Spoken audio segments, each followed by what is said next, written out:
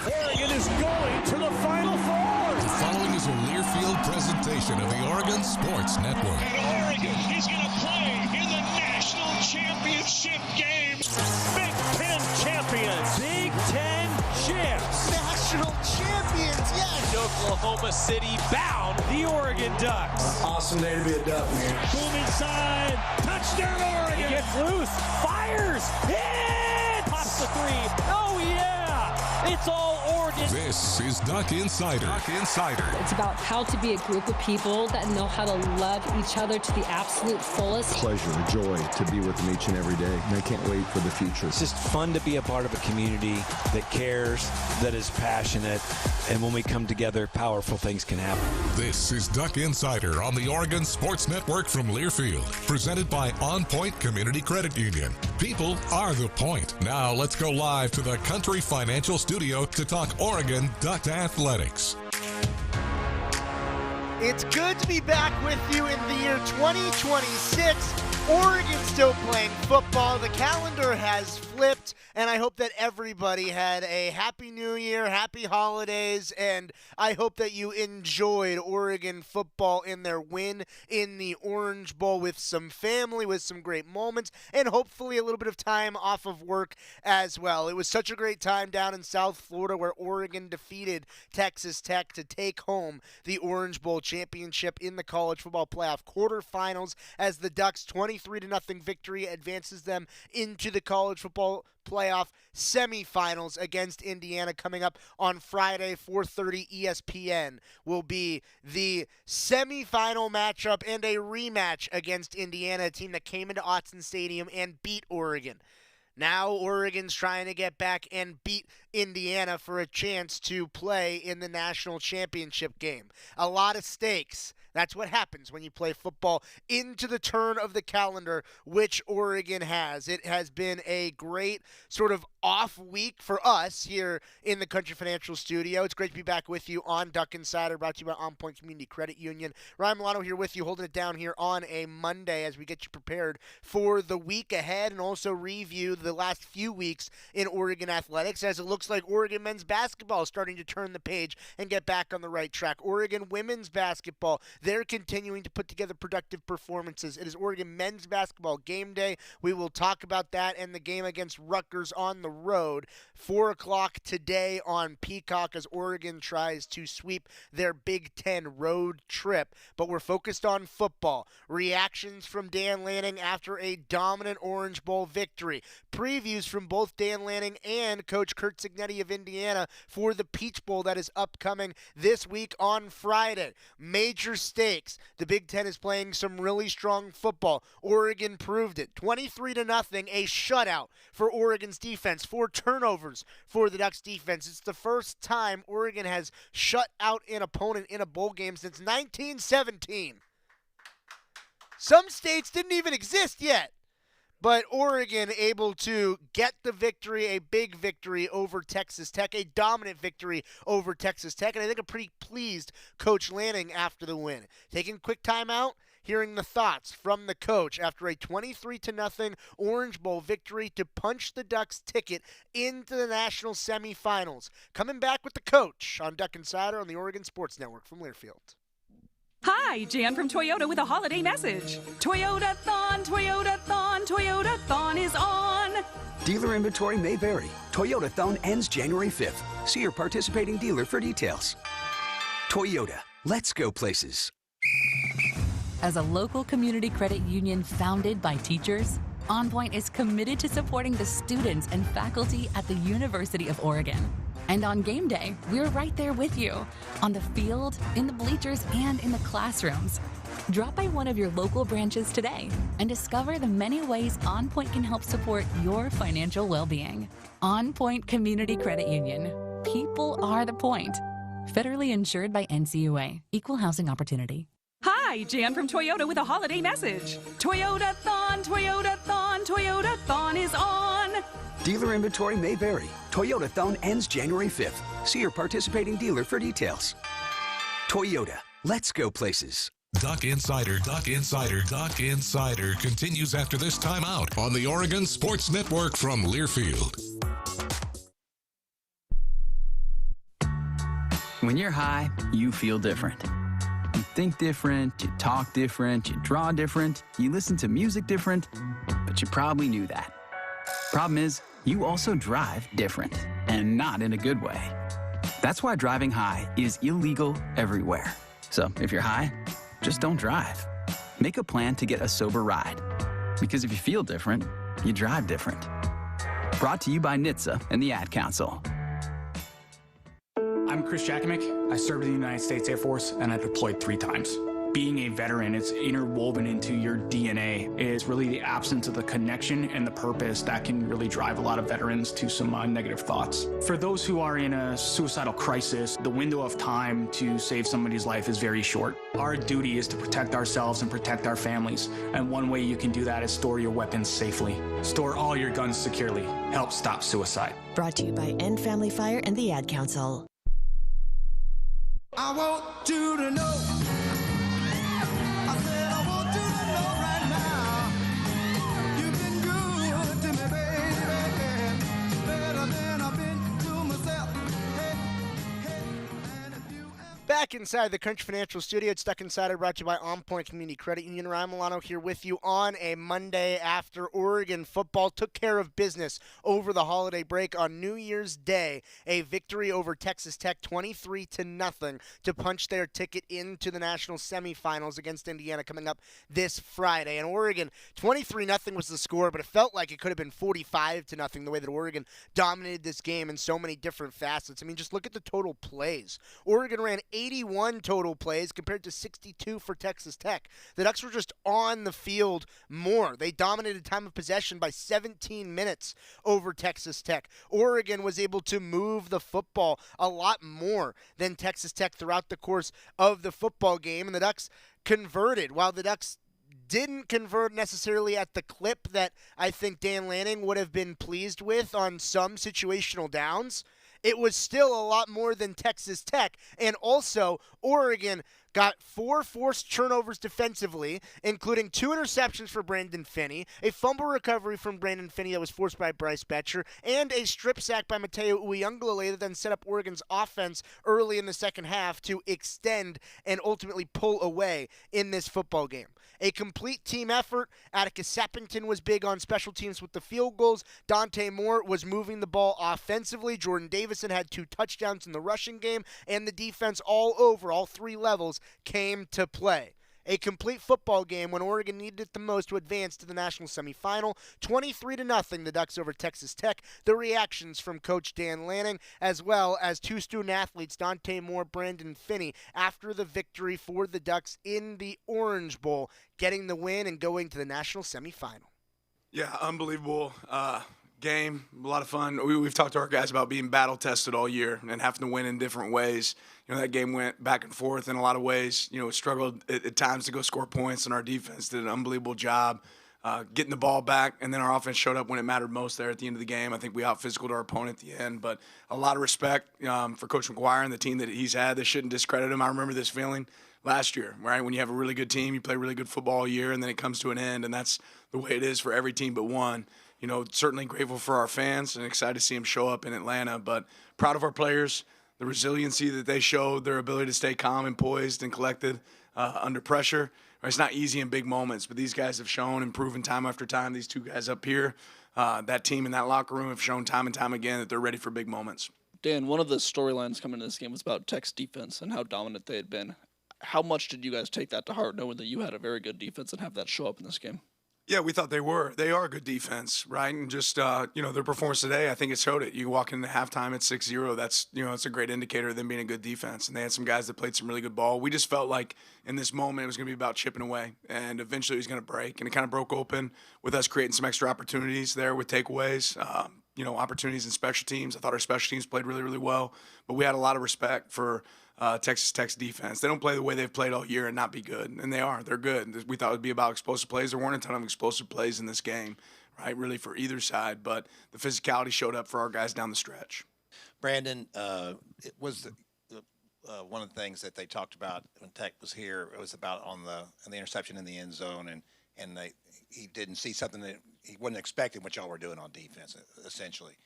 So can you talk about what it was that y'all had seen in film and what y'all had planned for? And were y'all expecting some of the things that y'all saw and it enabled you to make those picks? Well, I feel like our defense is the best at preparing in the nation. So what Coach Taj Lupoy and what Coach Lanning do just throughout the week, just preparing us as players, getting ready for the game plan, just helps us as players to just be ready and execute. That's our job. How did you negate their passing offense? They didn't seem to have any rhythm today. And Brandon, you could help with that, I guess, probably. Yeah, it definitely starts with players like Brandon. And I think Brandon would tell you the same thing. It's about 11 guys executing. That's how you get an opportunity to create plays like that. And I think when we pull up this film and we watch it, we're going to see 11 guys playing the same call. We knew their tempo would be an issue. So ultimately, we want to be able to get the call in fast and let our guys line up. I thought we did a really good job of that. I thought Coach Lapoy did a great job of calling the game, and our defensive coaches preparing them. I feel like it was probably faster in practice than it was in the game, which is ultimately what we wanted. And then we knew their strengths, right? They've been really good at completing shots down the field. They've had a really good screen game. Those are things that we really prepared for and worked really hard for. And guys like Brandon showed up.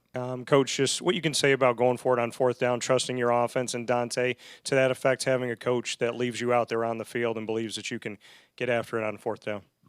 Well, it works sometimes, it didn't work sometimes, right? So I assume all the times it didn't work, I'm stupid, and the times it worked, I'm smart. That's kind of how it works, right? And I feel like, we talked about it at halftime. We made some adjustments. They were playing really good fourth down defense, and we decided, hey, let's take the points in the second half. But I think, that's our mindset. We make those decisions early in the week, and I certainly trust our offense. They ran a really tough defensive call for what we called, down there in the red area. That's one that you wish you had back. Say we could have took the points there.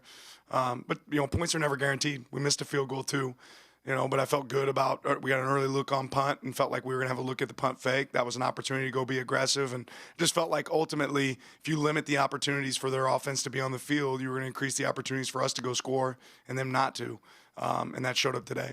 Coach, David Bailey had a lot of plays today. What's the biggest challenge in defending a player like that? They got good players, man. They got really good players. They got a great front. And ultimately they rush the passer really, really well. So I'm excited to evaluate the film and say, how can we shore that up? I think there's going to be some small things that we can attack and make better.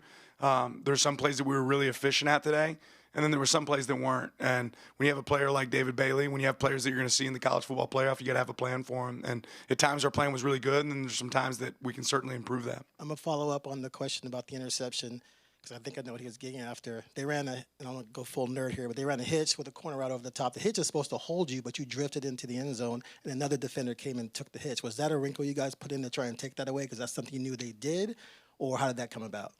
Because he threw it like he just knew the corner was going to be open. You want us to tell us all about your defense? Well, I mean, don't give him too many secrets, Brandon. Look, it's a strategic play. He did it exactly like we asked him to do. We tell him to play low to high down in the red area. He did exactly that. He played low until the player was able to show up and take away the low. And then he creeped to high, and he made an outstanding play. I was just as impressed with the fact that he took a knee after he caught it. How bad did you want to run that back? Very bad. Yeah. Dante, you obviously led the team in here and come out with the win. Obviously, the goal is now to come back here in a couple of weeks. I don't want to ask you to look too far ahead, but how did being in this place, I don't know, did you allow yourself to think about what could await for you here if you guys keep taking care of business the rest of the way? Yeah, overall, I mean, like Coach Lanning always says, you never want to look too far ahead. You want to be where your feet is at. Being in the present moment, we have to have safe travels back to Eugene, make sure we get recovered. But yeah, being in Miami was great weather. Of course, I'm just proud of the fans that traveled out here from Eugene. But yeah, of course, that's everybody's team's end goal, but you can never look too far ahead. We got to worry about the next day.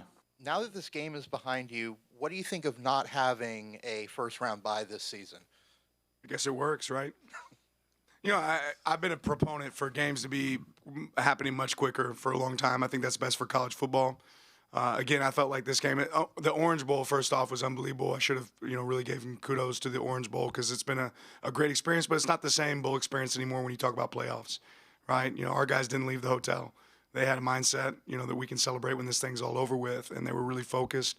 But the hospitality here was unbelievable. But we're trying to serve two different purposes here, and this is a playoff.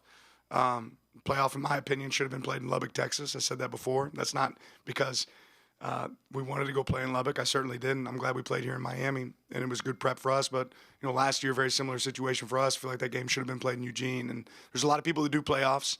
I feel like the playoffs have looked a certain way for a long time. We're trying to serve two purposes here. And the amount of time in between games, obviously, is tough for teams. We experienced it last year. Dan, what do the next 12 to 24 hours look for you? Like, how long do you celebrate this win? How are you going to watch the game this afternoon? And what's the plan for you? Well, it's going to start with about a 5-hour flight, 5.5-hour flight. But we'll be watching film on the way back, start trying to evaluate the opponents that we could potentially play. Hopefully we get some Wi-Fi up there in the air and we can, flip on a game and check it out. But it always starts with us. Right? So we can go back and look at this game and say, okay, what do we do really well? Let's go to the doctor. Let's figure out what kind of medicine we got to take for the next game. Because I think that's always the greatest indicator of what you have to improve when you start to analyze what you have in front of you. And then we'll have kind of a bonus day here tomorrow, and then we'll hop right into a normal week prep, right, Sunday prep. And I don't even know what day today is. Today's Saturday in my mind. Yes. But we'll get a bonus day, and then it'll be Sunday the next day. Dante, can you go through the entire offensive playbook since Lanning wouldn't give it? No, I'm kidding. There's been a few times this year where the explosiveness wasn't there on offense, like Penn State, like Iowa, where you had to play under control, crisp, clean, get rid of the ball. Can you talk about sort of how you played, how the offense played, responding to the fact that they had a devastating pass rush that you had to make sure you got rid of the ball quickly against? Yeah, we were seeing on film that Texas Tech defense is really good. At the end of the day, I just, getting the win, what you have to do is run the ball, throw the ball from defensive stops. Just getting the win is the biggest thing, especially in these moments like this. Of course, everybody loves the deep throws. Everybody likes the long runs. But like Coach Lanning said, it's got to keep chipping away, next play mentality. But overall, I got to give credit to Texas Tech, and I'm excited for the future. That's Dante Moore and Brandon Finney, the offensive player of the game in the Orange Bowl, the defensive player of the game in the Orange Bowl, as well as Coach Lanning breaking down what was a 23-0 victory for Oregon in the quarterfinals. Now on to the semifinals in the Peach Bowl. You go from the citrus to the stone fruit. The preview of the matchup in Atlanta. The national semifinal, the Peach Bowl, coming up on Friday. Coach Lanning's immediate thoughts on a rematch with Indiana when we return on Duck Insider on the Oregon Sports Network from Learfield. As a local community credit union founded by teachers, OnPoint is committed to supporting the students and faculty at the University of Oregon. And on game day, we're right there with you, on the field, in the bleachers, and in the classrooms. Drop by one of your local branches today and discover the many ways OnPoint can help support your financial well-being. OnPoint Community Credit Union. People are the point. Federally insured by NCUA. Equal housing opportunity. When life blindsides you with an injury, you need a team that's tough. For over 30 years, Morgan & Morgan has been fighting for the people. This season, we're proud to partner with Oregon Athletics. Because whether it's on the field or in the courtroom, we're both determined to do what it takes to win. Morgan & Morgan, proud partner of Oregon Athletics. Injured? Dial pound law. Morgan & Morgan, 10150 Southwest 6th Avenue, Portland. Prior results do not guarantee a similar outcome. Duck Insider, your home for the latest news on Oregon athletics on the Oregon Sports Network from Learfield. This message is for Karina, our mom who finished her high school diploma at age 28. Hi, Mom. It's Emmettith and Nicholas. Congratulations on getting your diploma. You worked so hard and have taught us so much. We love you. When you graduate, they graduate. Finish your high school diploma for you and for them. Visit finishyourdiploma.org to find free and supportive adult education centers near you. Brought to you by the Dollar General Literacy Foundation and the Ad Council. You said you'd never buy your kid candy from the checkout aisle. Or forget extra diapers. You'd never lick your thumb to clean their face. Never, ever become a minivan mom. So when you say you'd never leave your child in a hot car, know it can happen. Cars get hot fast, and kids can be at risk in temperatures as low as 60 degrees Fahrenheit. Never happens. Before you leave the car, always stop, look, lock. Brought to you by NHTSA and the Ad Council. I want you to know. I said I want you to know right now. You've been good to me, baby. Better than I've been to myself. We're We're back inside the Country Financial Studio. It's Duck Insider, brought to you by OnPoint Community Credit Union. Ryan Milano with you here on a Monday. A little bit of a different game day timeline of a week because the Peach Bowl will be played on Friday. But for all of the players, they're treating today on Monday like it's a Tuesday practice to get their body clocks acclimated for what is essentially just a road game.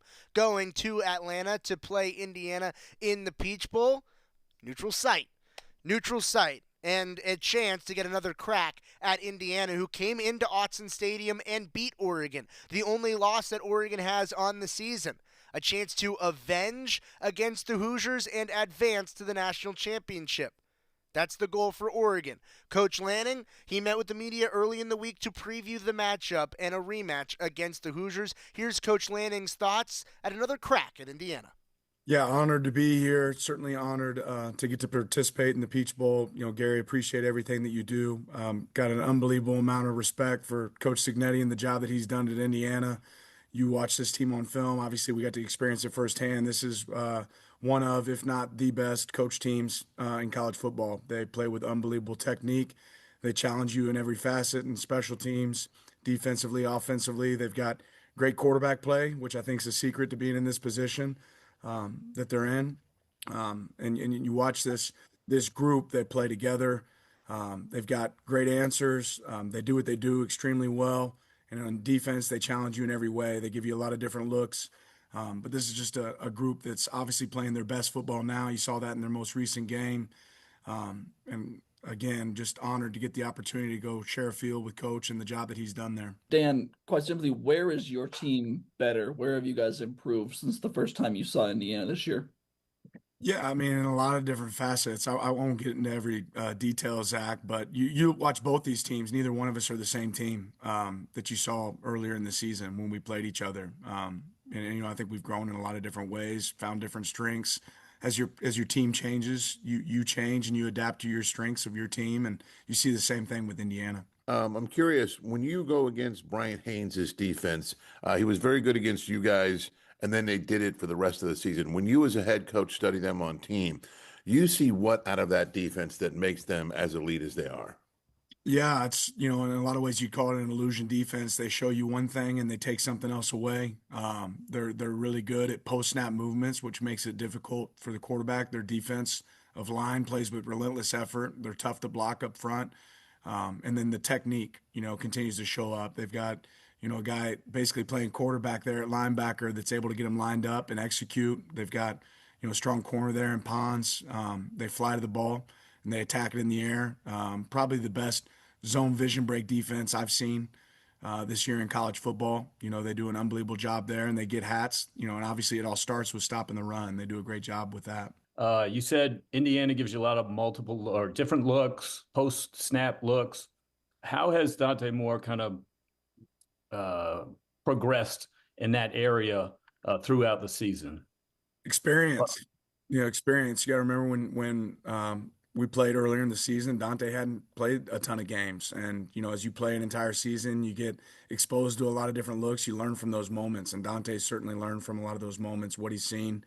You know, he's been obviously a great player for us and done an unbelievable job, but he's not the same player as he was earlier in this year. And what they do on defense is really difficult. You have to be willing to take what they give you at times. You know, they do a great job of protecting against shots, but I think Dante's been a really good decision maker throughout the year, and that'll be something that's really important in this game. Full circle moment for you here. The first game you coached was going to be in this building, and you obviously talked about how driving that game was and that result was for this program. 4 years later, how much does that still drive this outcome, you know, the direction of this program and where it's going right now? We're a different team now, but I remember that game very vividly. You know, 49-3 wasn't fun, right? It was a good baptism into coaching, and we're a completely different group now. But this will be as much of a challenge as that game was when you're playing a team like Indiana. We hear a lot about quarterback play, but the offensive line is where the protection comes from to create those opportunities. Just what each of you can say about your offensive line's evolution and execution this season. You know, I think you look, if a team's good at one thing, there's the ability to take it away. And you look at both of our teams, you see a team that's multiple, in a sense, the way they're able to run it, the way they're able to throw screen game. We both have intermediate passing game as well as shots. I think it's about when you are going to take those plays and make those plays, making sure that you're protected. And that's something that Indiana's done a great job. People that have tried to be aggressive against them, you see them take advantage of that, right? They get the hats in there to protect, and they take advantage of a one-on-one matchup. But our O-line, Coach Terry's done a great job all season, our entire offensive staff of, game planning those opportunities. This last game against Texas Tech, the rush was able to take advantage of us at times. So I think that'll be a little bit of a chip on our guys' shoulder. There's some opportunities that we can be better there, and how we hold the pocket and how we take care of the ball. But ultimately, you see two teams that are really complete. And like Coach said, it really starts with the run game. How different is, from what you saw in the Orange Bowl, what Oregon's coverages were in the Orange Bowl compared to what you saw back in October? And for Dan, who and what prompted those changes, not just relative to October, but even over the course of the season? First, I tell you, Coach Signetti, keep focusing on those portal guys. I want to have a great roster next year. We're going through the same thing here. So I already did a breakfast with some recruits this morning. It is what it is, right? But I think on defense, you always have to adapt a little bit more to the team you're playing. And I'd say, regardless of what the game is, you want to try to take away their strengths. Some of the stuff that we did previous game was built to the strengths of Texas Tech. Some of the stuff we'll do in this game have to be built around the strengths of Indiana and what we have to do there. So hopefully we always are multiple and can pitch different looks. But you also have to, ride the horse that got you here and do what you do well. Before the playoff run, Dante Moore said that this Indiana game, he treated it a little bigger than it was, but he's learned from that. Now you guys play Indiana again in a much bigger stage with a trip to the national title on the line. How do you, from a coaching perspective, from a coaching standpoint, how do you make sure that your quarterback doesn't treat this game bigger than what it is? I think when games don't go your way, you're always trying to look for answers and reasons why, and it's really simple. They blocked better, they tackled better, they moved the ball and controlled the clock. They converted third downs. And it was all relatively close going into the fourth quarter, and then we turned the ball over. So you try to find all these moments that, okay, this was the difference. It's every play, right? Every play added up, and every play mattered. When you're playing a team with great technique that has great scheme, like Indiana, that's the edge. But again, I know Dante's trying to find, okay, what are the things that didn't go right and how can he be better? I have a lot of confidence in Dante and the way he preps. And knowing he maybe felt like he forced some things in this first game.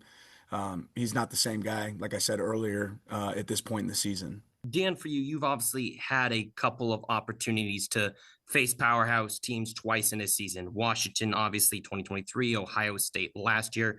What do you feel like were the biggest lessons you learned in those rematches? And how do you feel like those lessons have helped better prepare you for this rematch against Indiana?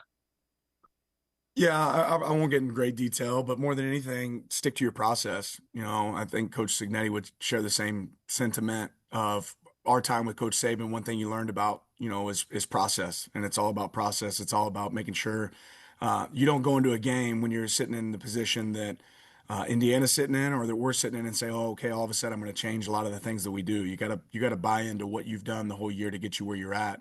And really double down. So more than anything, double down on our process. Our guys have been a part of big games. When you play in the Big Ten, you're going to be a part of big games.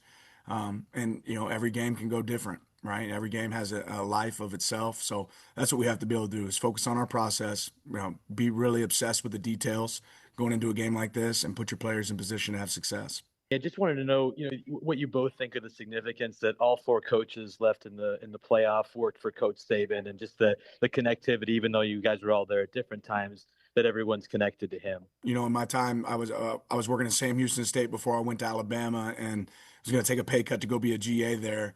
And when anybody asked me why, I said I'm going to get my doctorate in football, and that's what I feel like. Working for Coach Saban, just like Coach said, you learn so much. Things I thought I knew, I realized I didn't know anything. And I got to really carry that over with the opportunity to work with Coach Smart, who built off of that as well at Georgia. And that was an unbelievable experience for me. And obviously it shows here as we enter the semifinals. This is for both coaches. You both mentioned about, kind of entertaining recruits while you're trying to coach for a semifinal position here. And I'm just curious, with all of these, everyone coming in January, how much significantly better do you think teams are from all of this, the chaos that's created from it? What I'll say is our players, I don't know if it makes you better dealing with what we're dealing with, but what it has made football teams and what it's made coaches and players is we can handle chaos. And we're really malleable. We understand that college football right now is about change. There's going to be a lot of change. The teams that can do the best at adapting and handling what's thrown at you, we don't make the rules. We just have to adapt to them. And our guys handle that. They're tough kids. They can handle the chaos of a schedule as much as we can keep it similar and consistent for them, as much as we can be open and honest with them. I think they can handle almost anything you pitch at them. And really, coaching staffs are built that way now too. There's a lot of things going on. We're dealing with, two coaches on our staff that are going on to be head coaches, and the timing isn't necessarily perfect, but it's been done before. And it's a great challenge. So I think if you look at the chaos in football and look at it as a challenge for your players and for your coaching staff, you build people that are resilient, you build people that are adaptable, and you build an organization that can withstand, a lot of the changes that exist. Coach Lanning, how have you seen your defense continue to evolve throughout the course of the season, through the wins and even through the playoff run, both physically and mentally? The growth's been pretty standard, right? It's been pretty consistent for our team, throughout. Like I said, none of the teams that are still around have not gotten better. We've improved. We're tackling, at a higher clip, but it wasn't even 2 games ago that we didn't tackle that well versus JMU. So we got a lot to work on. We got a lot to improve. We're nowhere near a finished product, and that's part of what makes the football, the game of football great, is that there's always room to get better. Even in a game, you can look at the scoreboard of our last game and say, oh, we played unbelievable defense. And I can tell you 5 things we got to do better right now from that game. So for us, it's about consistent improvement and continue to attack what we can do better as a staff and as a team. Both your teams play with an abundance of confidence. How do you develop that? How do you get your players to feel that way, and just the importance of that? Players create confidence. Coaches support it. Right. They go out there by doing it and failing. Right. You make mistakes, and then you challenge yourself to say, okay, I don't want to make the same mistake again. And mistakes can be a really good thing, right? Especially when you have the self-awareness to recognize it. And you'd like those mistakes to happen in practice. And then you'd like to have guys that are hungry enough to say, okay, I'm really good at this. Let me not spend all my time at practice working on this. Let me go work on what I'm not good at. And once you start doing that, whether it's a quarterback seeing a coverage or it's a defensive lineman trying to work a certain technique, and you can create repetition, you can create confidence. Who takes over as the number 2 nickel and dime right now? And as much as you've been leaning on Jaden, do you have to lean on him that much more, almost like Taishim a year ago, with you guys getting thinner in the last 24 hours? Yeah, I'm probably going to play it, James. But if I'm not able to go, we'll put one of the other coaches out there. Dan, you've talked about some of the difficulties that the schedule presents with the transfer portal right now. What are those conversations like with players when you're hoping that they might stay around and act as a rotational piece for you, but also know that they, need their own self-interest in mind and have other things to do with the portal? Yeah, each one's different. There's some guys that come in and I share the same sentiment as them, and that they might have an opportunity to be able to make an impact somewhere else. Some guys come in and you hate to see them go.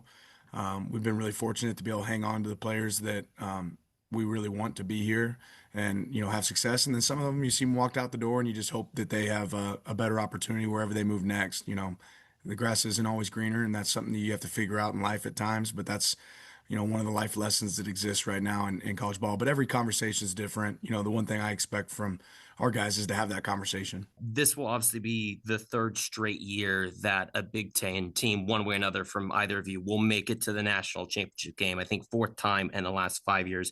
What do you feel like that says about the Big Ten Conference and what it's been able to do in the last handful of years? And how do you feel like your conference schedule has really helped prepare you guys to be able to achieve a feat like this? Yeah, I just share the sentiment. I've been a part of the SEC, just like Coach Signetti has. I've been a part of the old Pac-12. I've been a part of a bunch of different conferences, and it's hard to argue that anybody's doing it better right now than the Big Ten. There's some quality from top to bottom. Obviously, the national championship teams have come from this conference the last 2 years, and the landscape has changed. It's certainly 5 years ago there was another conference that was rolling and dominating, and I think the way you indicate that is the success of the teams in the conference. And there's a lot of teams that have had success in a variety of different teams. Coach just mentioned it, but we saw Michigan and Washington a couple years ago in the national championship game. You see Ohio State. This year you'll see a different Big Ten team, and I think that speaks to the quality and the strength of the conference overall. Well, we've heard a lot about the transfer portal and name, image, and likeness and all those pieces. But when we're looking at the culture of these teams, just what you can say to that effect, the family over self, because there's a reason why you get to where you get to and to have success like you've both had. So what you can say about culture and family over simply just looking at the individual self. I think to get to this point in this season, culture is a word that's overused, certainly in our sport, but you don't get to this point if you're not able to be selfless. And those are the lessons you try to teach in football. You have to think of the group and the team over yourself. And to be at this point, that means there's a lot of players that made that decision. And you have to realize that individual success is going to come from team success. I think if you look at both of our teams, you see a lot of guys that are having a ton of individual success. And it all started with somebody else around them helping them have that success. There's no great quarterback without great O-line play. There's no great, secondary play without great D-line play. And that's what's great about the sport, about football, is the quicker your team can realize that, the team and connection are going to be separating factors, the quicker you're going to have success. And we've certainly been able to create some of that here at Oregon, and obviously Indiana's been able to create the same thing. That's Coach Dan Lanning, his preview on the national semifinal, the Peach Bowl, on Friday at 4:30 on ESPN against Indiana. That's one head coach's perspective. Indiana, Curt Cignetti, he's got his own perspective. We're hearing from him, the opposing head coach, when we return on Duck Insider on the Oregon Sports Network from Learfield. At Shadow Hills Country Club, we're more than just an award-winning golf course and practice facility. Our events team offers all-inclusive event pricing that allows us to take care of all the details while you enjoy your event. Our indoor and outdoor venues offer you a wide variety of fully staffed options that put the focus on you. From weddings to business and social events, at Shadow Hills Country Club Events Center, you get the benefits of a resort atmosphere and amenities in a peaceful country setting, just minutes from downtown Eugene. Call for a tour today or visit shadowhillsevents.com. Hey Duck fans, at Country Financial, they make insurance easy. Whether you're shopping for home, auto, or more, their representatives will take the time to understand your specific needs and explain what options work best for you. Worry less and feel more confident knowing you're covered. Visit countryfinancial.com to get started today. Experience more with Country Financial. Auto and home insurance policies issued by Country Mutual Insurance Company, Country Preferred Insurance Company, and Country Casualty Insurance Company, Bloomington, Illinois. This is Duck Insider. Duck Insider on the Oregon Sports Network from Learfield. We asked parents who adopted teens to share their journey. We just kind of knew from the beginning that we were family. They showcased a sense of love that I never had before. I mean, he's not only my parent, he's like my best friend. At the end of the day, it's all been worth it. I wouldn't change a thing about our lives. Learn about adopting a teen from foster care.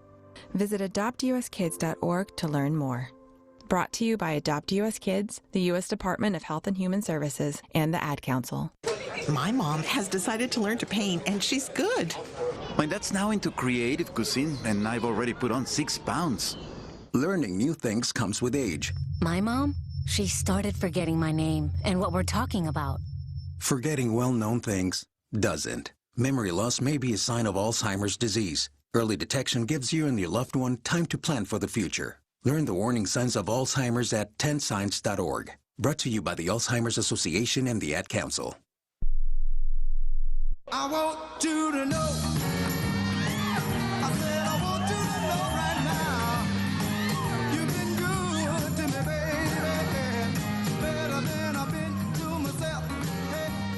Back inside the Country Financial Studio, it's Duck Insider, brought to you by OnPoint Community Credit Union. Ryan Milano here with you. We just heard the perspective from Dan Lanning going into Friday's Peach Bowl. Now, Indiana's head coach, Curt Cignetti, he also met with the media discussing and previewing this national semifinal against Oregon. Let's hear from Indiana head coach Curt Cignetti. Excited to be a part of the Peach Bowl. Great cause. It'll be a great venue. Playing a great opponent, Oregon, Coach Lanning. I said so before when we played earlier in the year, one of the young superstars, in the coaching profession. I think they're 26-2 the last 2 years. And, really an excellent football team, offense, defense, and special teams. Do a great job of coaching, be a big challenge. We were fortunate to to win the game out in Eugene. It's hard to beat a great team twice. Very difficult. So edged Oregon there, but ought to be a great game. Looking forward to the challenge. Kurt, I wanted to ask you about Devin Boykin. He's kind of a guy that, from the outside looking in, has been kind of flying under the radar, but had a massive game at the Rose Bowl. And I know he's been kind of, surging over the course of the season. What can you say about just the value that he brings to this team? He's a really smart player. He knows all three safety positions. He's made a number of big plays for us. Played a lot of football at NC State, was a quarterback in high school. Got great ball skills. Good special teams player as well. And, he's a veteran. We got a lot of veterans back there, which helps. Played a lot of football. But he's one of the leaders in the back end. Kurt, you mentioned the challenge of beating a great team twice, and I think the last time you had a rematch as a head coach was 2016 at IUP. Just wanted to get your perspective on that, the rematch, the challenges, and as somebody who appreciates the process, is that something that you feel like you'll enjoy, kind of planning for a great team twice? Yeah. Yeah, I think it's more of a psychological edge, maybe. The one team that came up a little short, a little added edge, so to speak. But at the end of the day, it's determined by what goes on between the white lines. It'll be a tremendous challenge because Oregon, they're very well coached and they got good players. They're explosive on offense. They run the ball really well. They're very balanced. The line does a good job, and then they spread it around the pass game, use all 52 yards, and defensively, great speed, fly the ball, multiple hats. They've got a scheme where they keep you off balance with your pre-snap reads. They're huge inside, and the edge guys can really rush the passer. And their teams are good. So second time around, we're both going to watch the tape of the first game, see what we did well, see what we didn't do well. And, maybe some wrinkles. Both teams will have some wrinkles, obviously, and both teams have sort of morphed since that game because it was a while back. You put the best plan together you can, but at the end of the day, it's which team executes the best plan play out. We hear a lot about quarterback play, but the offensive line is where the protection comes from to create those opportunities. Just what each of you can say about your offensive line's evolution and execution this season. Well, I think the one thing that helps us with pass protection is the balance that we have on offense. We run the ball well. Oregon does too. We both average over 200 yards a game. We both run it more than 50% of the time. So the pressure's not on the line to be in constant pass pro mode. And obviously the quick throws, advantage throws, and RPOs are built in as well. So our line's been very consistent. We got a bunch of guys that have played together for a long time. Bob Bostad does a tremendous job with those guys. Our running backs do a nice job with pass pro as well. So, and we try to mix the passes up. So we got the quick stuff when we get out of the hand and then the longer developing stuff. But I think when you can run the ball, that really helps your pass game. How different is, from what you saw in the Orange Bowl, what Oregon's coverages were in the Orange Bowl compared to what you saw back in October? And for Dan, who and what prompted those changes, not just relative to October, but even over the course of the season? Well, I'll be honest with you. I'm seeing some different things, some different techniques, but also with the college football calendar the way it is, we have 13 portal guys on campus right now. So from 10 o'clock till 2 o'clock, my Oregon prep got cut a little bit short. So, I'm going to pick up on that later this evening. But philosophically, core, base, they look very similar to what they did. There are some new things showing up, but the bottom line is, they got guys inside. They do a good job stopping the run. They don't give up many yards rushing. They can put heat on the passer outside and with their pressure package, and they do a good job covering and swarming the ball, and they do a nice job pre-snap of disguising their coverages. I just wanted to know, what you both think of the significance that all four coaches left in the playoff worked for Coach Saban, and just the connectivity, even though you guys were all there at different times, that everyone's connected to him. Yeah, 4 for 4. I think everybody learned a lot from Nick. He was a great mentor, very organized, detailed, had a plan for everything, managed, lead, how to stop complacency, game day, recruiting evaluation, player evaluation, I mean, he had it all. And, if you were serious about your career and wanted to be a head coach one day, you took great notes or great mental notes. So I felt like after 1 year with Coach Saban, you know, I'd learned more about how to run a program than I maybe did the previous 27 as an assistant coach, and stayed with him for 3 more years. So there's a lot of disciples out there doing well, and that's why he's the greatest of all time. This is for both coaches. You both mentioned about, kind of entertaining recruits while you're trying to coach for a semifinal position here. And I'm just curious, with all of these, everyone coming in January, how much significantly better do you think teams are from all of this, the chaos that's created from it? You got to adjust, adapt, and improvise, and be light on your feet. I'm not sure it necessarily affects the current team at all because the schedule will be the schedule. It obviously influences the 26 roster quite a bit. I think that's what you're seeing is a lot of new faces on every team across the country. Players have a lot more options and the ability to improve their brand. It puts a little more stress on the coaching staff right now this time of year. If you're still playing, and there's only 4 of us really playing in the playoffs, there might be a couple other bowl games remaining. So I guess the teams that aren't playing maybe have a little bit more of an advantage right now from a recruiting standpoint.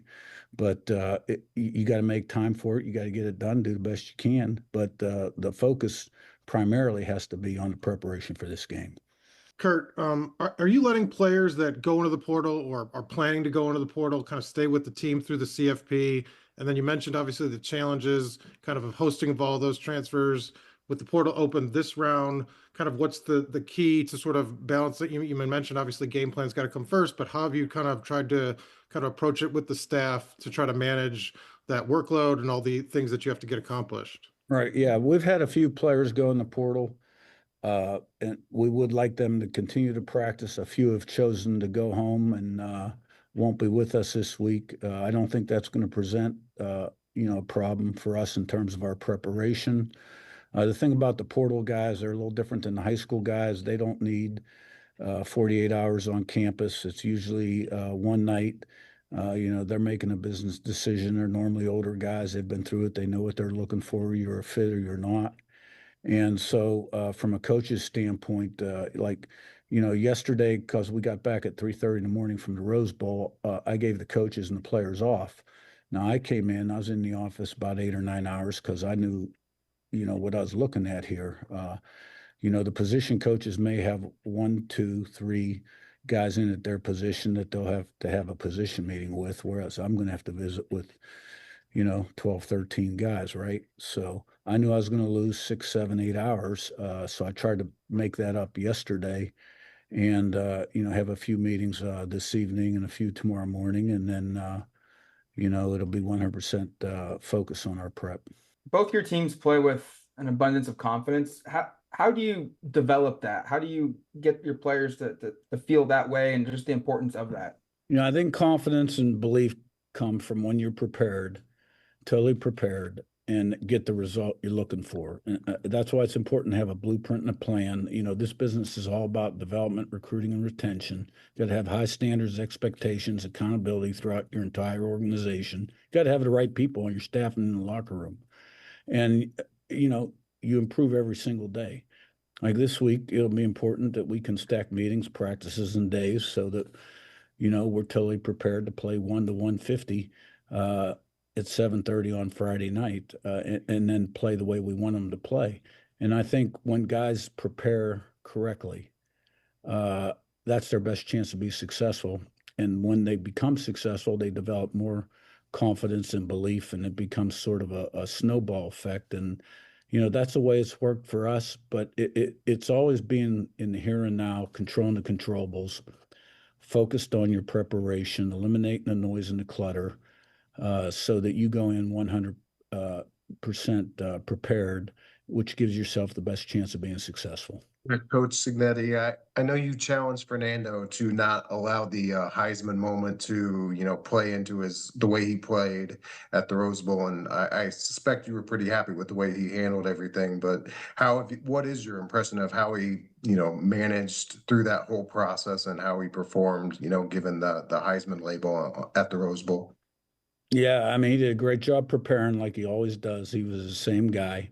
We had not played a game in 3.5 weeks. So, maybe the speed of the game, the first play of the game, was a play he normally would have made. And then, they did an all-out blitz and kind of got us on third down. But after that, I mean, he was tremendous. He had more touchdown passes and incompletions. He used his legs to make plays like he's done all year. And he was 100% on point. And then we got the run game going, and we didn't need his arm quite as much. Eat the clock, get out of the game. And, I'd give him an A+. I mean, he's player of the game on offense. I wanted to get your thoughts on Pat Coogan, the way he played. And we didn't get a chance to ask you specifically, but as a coach, your thoughts on seeing your center win Offensive MVP of the Rose Bowl. Yeah, I thought the MVP of the Rose Bowl in my mind was the whole offensive line. And Pat Coogan's one of the leaders on the offensive line. I think Kirk Herbstreit said that he had a big role in choosing that. He made a good decision. But I thought our line really played well, very aggressive, snapped the whistle, finished plays. And Coogan, of course, is making all the calls and a key guy there, and he played well. He played well also. But in general, we did a really nice job of protecting the quarterback. There were a couple situations, but in the run game, we got that going. Our backs ran really hard. Our receivers blocked. And, it was a good day on offense. Kurt, I wanted to follow up on Fernando. You've talked about his ability to kind of move in the pocket and be mobile enough to extend plays. How valuable is it, though? I think he had something like 5 scrambles in the Rose Bowl and 4 went for first downs. And 1 might have been designed, but some of those were also maybe him taking those opportunities. How much does it change what a quarterback can kind of do for an offense when, even if not maybe he's a full dual threat guy like Fernando, he can just keep extending plays and he can always threaten a defense with sort of productive runs? To me, that's the winning edge. I mean, when you look at a quarterback, obviously he's got to have, throwing ability and be able to process, but the ability to extend plays, whether it's with his legs or once he's out of the pocket with his arm, his eyes downfield. I mean, that's the key. A guy that cannot extend plays, you really become vulnerable.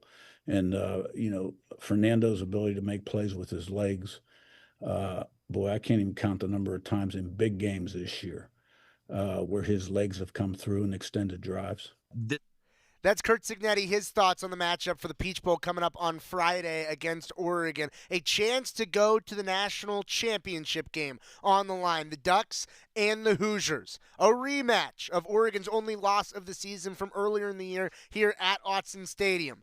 A ton on the line. 2 great head coaches that have really increased the trajectory of their respective programs. It's going to be a fun one on Friday in Atlanta. Taking a timeout, there's a lot more ahead this week in Oregon athletics, including that Peach Bowl, as well as some hoops on the hardwood. Previewing it all when we return. Second Side on the Oregon Sports Network from Learfield. As a local community credit union founded by teachers, OnPoint is committed to supporting the students and faculty at the University of Oregon. And on game day, we're right there with you, on the field, in the bleachers, and in the classrooms. Drop by one of your local branches today and discover the many ways OnPoint can help support your financial well-being. OnPoint Community Credit Union. People are the point. Federally insured by NCUA. Equal housing opportunity. We know you turn to the Duck Store for all your game day needs. And for students at the University of Oregon, it's even more. Class supplies, jobs, a seat on our board, a place to take a quick coffee break. Because we're your student-first, nonprofit college store, every purchase you make directly supports the very community we serve. From working in our counters to studying in the classroom, from directing our stores to cheering in the stands, the people we serve, the students, are the very people who are the Duck Store. Your daily dose of Oregon athletics. This is Duck Insider from Learfield.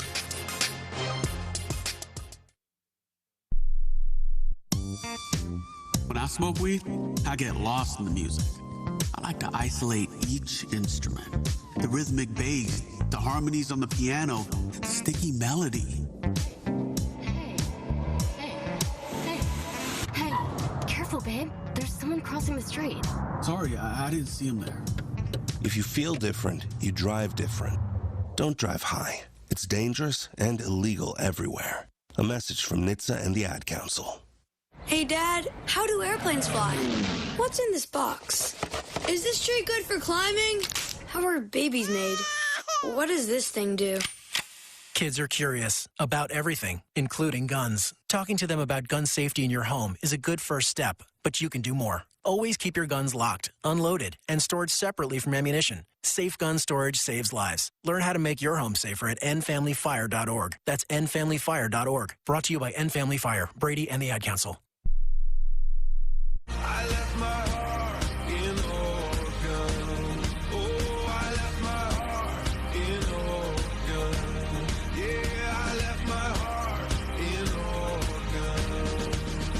Back inside the Country Financial Studio, it's Duck Insider, brought to you by OnPoint Community Credit Union. Ryan Milano here with you, previewing the Peach Bowl, breaking down an Orange Bowl victory for Oregon, and throughout the course of the college football playoff. As long as you're continuing to talk about a different bowl after another, it doesn't matter what fruit it's named after. It just means that you're still playing, you're still vying for a national championship, and Oregon is one of the final 4 teams vying for the national title. It's Ducks versus Indiana. That game will be on Friday. It'll also be Miami and Ole Miss on Thursday, who will be the 2 teams that will play to face the winner of the Oregon and Indiana game. Also, throughout the course of this week, a few different basketball games on tap, including tonight as the Duck men are on the road to play Rutgers. That game televised on Peacock at 4 p.m. Pacific time. Oregon got a road victory against Maryland 64-54 on Friday to get back into the win column.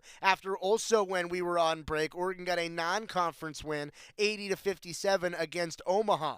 Oregon women's basketball will be next in action coming up tomorrow against USC, against a ranked USC team, number 21 USC. That game on the road in Los Angeles, 7 p.m. Chris Clayton making the trip, a 6:30 pregame show on the Oregon Sports Network, a 7 o'clock tip on the Oregon Sports Network for Oregon versus USC. The Oregon women coming off of a victory inside of Matthew Knight Arena, a Big Ten win, 87-54, a dominant victory for Oregon women's basketball over Northwestern as they got back in the win column after what was a tremendous game when we were on break against Michigan, a double overtime ultimate loss against the number 6 team in the country for Oregon women's basketball. But a resilient effort shows this team can compete with anybody, even ranked teams, and USC is one of them coming up tomorrow. Men's basketball game day tonight. See everybody. Go Ducks.